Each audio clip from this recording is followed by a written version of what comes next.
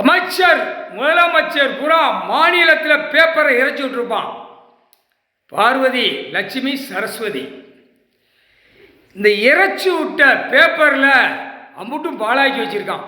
ஒரு தலைக்கு இத்தனை லட்சம் இருக்கின்றதுன்னு கடனை வெளியே விடுதான். அப்போ ஒரு ஆதார கார்டில் எத்தனை லட்சம் கோடி உள்ளே வச்சுருக்காங்கிற கணக்கை அதான் பேப்பரை விடுதான். நான் பேப்பரை வச்சு கணக்கை பிடிப்பேன், உள்ள செயலரில் ஏற்றோம்னு அவர் கணக்கு போட்டார்.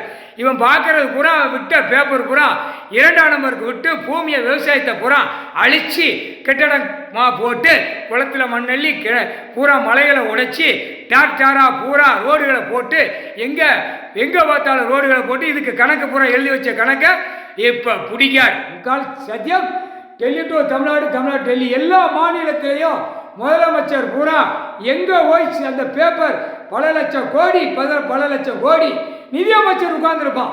அவனை ஒரு மிதி தமிழ்நாட்டில் நிதியமைச்சர் விருதுநகர் மாவட்டத்தில் இருக்கானா அவனை ஒரு மிதி. இப்போ இந்த 5 வருஷ ஆண்டுகாலம் என்னென்ன கணக்கு தோண்டி எடுப்பான்.